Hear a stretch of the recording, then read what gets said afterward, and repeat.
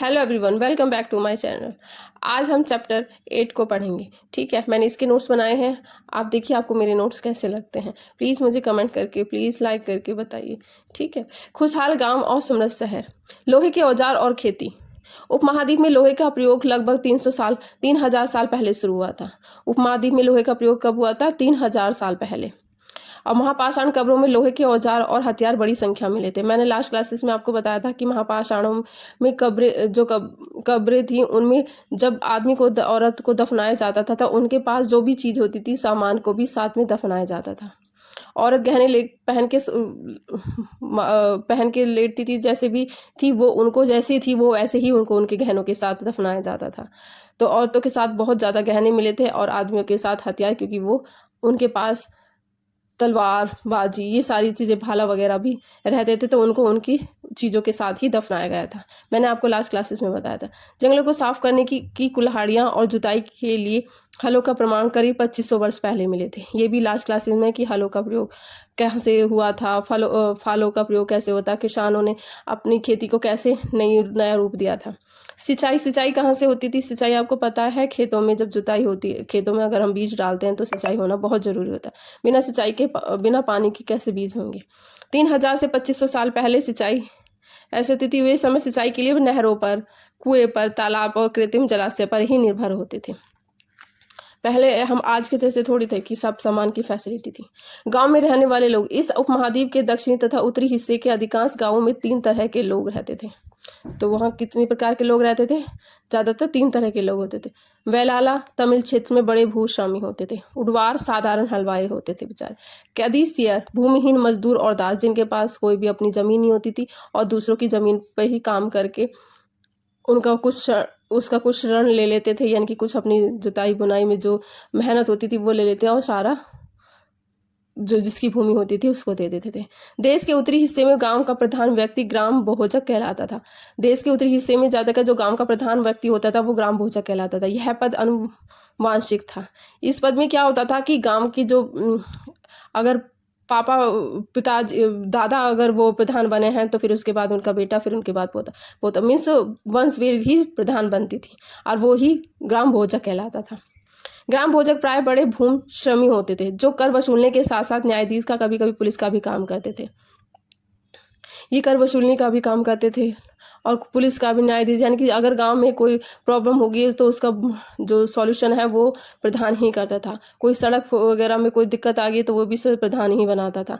अगर किसी ने कुछ कांड कर दिया था वो भी काम, सजा देने का काम भी किसका था? ग्राम प्रधान का था। स्वतंत्र छोटे कृषकों को गृहपति कहा जाता है। जो छोटे छोटे कृषक होते हैं वो गृहपति कहे जाते हैं। इसके अलावा दास और कर्मकार, जिनके पास अपनी भूमि नहीं थी, ये वो थे। ठीक है। अधिकांश गांवों में लोहार, कुम्हार, बढ़ई तथा बुनकर जैसे कुछ शिल्पकार भी होते थे। गाँवों में सब तरह के लोग होते हैं, लोहार होता है, कुम्हार होते हैं, बढ़ई होते हैं, क्योंकि गाँव बनता ही सब चीज़ों से ही है, सब तरह के लोगों से, सब तरह की जातियों से। तमिल रचनाएं क्या थी? तमिल की प्राचीनतम रचनाओं को संगम साहित्य कहते हैं। अब क्वेश्चन आ सकता है कि संगम साहित्य किसे कहते हैं? तमिल की प्राचीनतम रचनाओं को।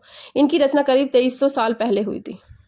इन्हें संगम इसलिए कहा जाता है क्योंकि मदुरै के कवियों के सम्मेलनों में इनका संकलन किया जाता है। इन्हें संगम क्यों कहा जाता है? मदुरै के जो कवियाँ होते हैं उनके सम्मेलन में इनका नाम आ जाता है। जातक कथाओं का संकलन बौद्ध भिक्षुओं ने किया था। और जातक कथाएं कहाँ से आई थी? ये कहाँ से किया था? ये बौद्ध भिक्षुएं जो थी। मैंने आपको बौद्ध के बारे में बताया होता लास्ट क्लासेस में। बैरीगाजा भरूच का यूनानी नाम, जो कि वर्तमान गुजरात में पड़ता है। बैरीगाजा कहाँ? भरूच का यूनानी नाम है, जो कि कहाँ आज क्या है? वो गुजरात में है। आयात, बैरीगाजा में शराब, तांबा, टिन, सीसा, मूंगा, पुखराज, कपड़े, सोने और चांदी के सिक्कों का आयात होता था, इनके आया जाता था। आयात का मतलब होता है आया जाता था। निर्यात, हिमालय की जड़ी बूटियां, हाथी दांत, गोमेदी का निर्यात, सूती कपड़ा, रेशम तथा इत्र यहाँ से निर्यात किए जाते थे, यानी कि यहाँ से दूसरे देश को भेजा जाता था। तो हिमालय की ये, क्योंकि आपको पता है हमारे जो भारत में पहाड़ियों का पूरा भरपूर है, जहाँ पर बहुत सारी जड़ी बूटियाँ हैं। आहत सिक्के क्या होते हैं? चांदी या सोने के सिक्कों पर विभिन्न आकृतियों का आहत कर बनाए जाने के कारण उन्हें आहत सिक्का कहा जाता था। सोने चांदी के जो सिक्के होते हैं ना, उन पे जो छप्पा लगा कर जो किए जाती है, उन्हें आहत सिक्का कहा जाता था। मथुरा नगर, मथुरा से जान गए होंगे कि मथुरा क्या है? मथुरा एक कस्बा है। लगभग 2,000 साल पहले मथुरा कुषाणों की दूसरी राजधानी थी। तो किसकी राजधानी थी ये? कुषाणों की। यहाँ यातायात और व्यापार के 2 मुख्य रास्तों परिस्थित है। यह जो यातायात है, यह व्यापार के दो मुख्य रास्तों पर स्थित है। पहला रास्ता उत्तर पश्चिम से पूरब की ओर जाने वाला था। शहर के चारों ओर किले बंदी थी। इसमें अनेक मंदिर थे। आसपास के किसान और पशुपालक शहर में रहने वालों के लिए भोजन जुटाते थे। मथुरा बेहतरीन मूर्तियों का केंद्र था। आपको पता ही ये सब चीज़ें इसमें होती है, और इसमें ये ज़्यादातर एक तीर्थ स्थल भी था, क्योंकि इसमें बहुत सारे जैन मंदिर। मथुरा एक धार्मिक केंद्र भी था। यहाँ बौद्ध विहार और जैन मंदिर है। यह कृष्ण भक्ति का एक महत्वपूर्ण केंद्र है। मथुरा में प्रस्तर खंडों तथा मूर्तियों पर अभिलेख भी मिले हैं, जो संक्षिप्त है तथा स्त्रियों तथा पुरुषों द्वारा मठों या मंदिरों का दान दिए जाने का उल्लेख करते हैं। हमको पता है वहाँ पर बहुत सारे अभिलेख भी हैं, और लोग तीर्थ स्थल है, वहाँ बहुत लोग जाते हैं, क्योंकि वहाँ कृष्ण जी का जन्म हुआ था। मथुरा के अभिलेखों में सुनारों, लोहारों, बनवरों, टोकरी बुनने वालों, माला बनाने वालों और इत्र बनाने वालों के अभिलेख मिलते हैं। शिल्प तथा शिल्पकार। शिल्प और शिल्पकार क्या होते? पुरास्थलों से मिट्टी के बहुत ही पतले, सुंदर और काले चमकीले पात्र मिले हैं। पुरास्थलों से मिट्टी के बर्तन, मैंने लास्ट क्लास में बताया था कि बहुत सारे मिट्टी के बर्तन मिले हैं, और काले चमकीले पात्र होते हैं। काले चमकीले पात्र क्या होता है कि मिट्टी के बर्तनों पर उन पे काला चिकना वो होता है, वो पेंट कर दिया जाता है, थोड़ा सा उसे और उच्च तापमान में भुनाया जाता है, जिससे वो काले चमकीले पात्र बन जाते हैं। उत्तर में वाराणसी और दक्षिण में मदुरै कपड़ों के उत्पादन के बहुत महत्वपूर्ण केंद्र हैं। अब क्वेश्चन आता है, उत्तर में तो वाराणसी है और दक्षिण में मदुरै है, कपड़ों का बहुत ज़्यादा महत्वपूर्ण केंद्र माना जाता है। यहाँ स्त्री पुरुष दोनों ही काम करते थे। इसमें क्या, दोनों ही आदमी काम करते हैं, आदमी हो या औरत। शिल्पकार तथा व्यापारी अपने अपने संघ बनाने लगे थे, जिन्हें श्रेणी कहते हैं, यानी कि अपनी अपनी अलग अलग श्रेणी में काम करने लगे थे। शिल्पकारों की श्रेणियों को काम प्रशिक्षण देना, कच्चा माल उपलब्ध कराना तथा तैयार माल का वितरण करना था।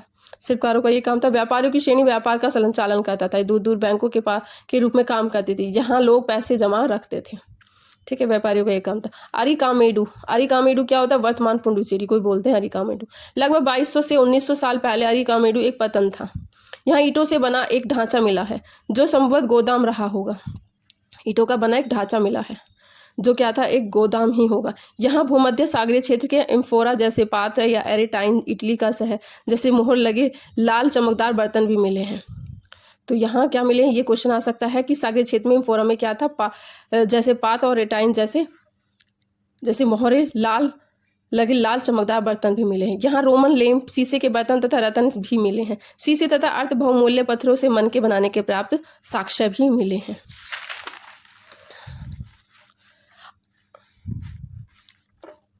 अरिकामेडु में छोटे छोटे कुंड मिले हैं, जो संभवतः कपड़े की रंगाई के पात्र रहे होंगे। छोटे छोटे कुंडों में थोड़ा थोड़ा पानी मिला है, कलर मिला है, जिससे पता चला है कि उसमें कपड़ों की रंगाई होती थी। अन्यत्र रोम क्या होता है? यह यूरोप, उत्तरी अफ्रीका तथा पश्चिमी एशिया तक फैला साम्राज्य था। महत्वपूर्ण शासकों में से एक ऑगस्टस ने करीब 2000 साल पहले शासन किया था। ऑगस्टस ने रोम को संगमरमर का बनाया। बड़े बड़े रंगमंडल, एम्पी थिएटर या स्नानागार बनवाए गए थे। ठीक है, अन्यत्र रोम में क्या था, वहाँ क्या मिला था, ऑगस्टस का शासन मिला था। ठीक है, ये कौन था, संगमरमर में बनाया गया था। कुछ महत्वपूर्ण तिथियां हैं जो कि शायद क्वेश्चंस बन सकता है इनसे, और कहीं से भी क्वेश्चन आ जाता है। उपमहाद्वीप में लोहे का प्रयोग कब शुरू हुआ था? 3000 साल पहले। लोहे प्रयोग में बढ़ोतरी नगर आज सिक्के कब हुए थे? 2500 साल पहले। संगम साहित्य की रचना कब हुई थी? 2300 साल पहले। अरिकामेडु का पतन कब हुआ था? 2200 तथा 1900 साल पहले। ठीक है, प्लीज़ मेरे को लाइक कीजिए और कमेंट करिए और सब्सक्राइब करना मत भूलना। Bye bye, take care.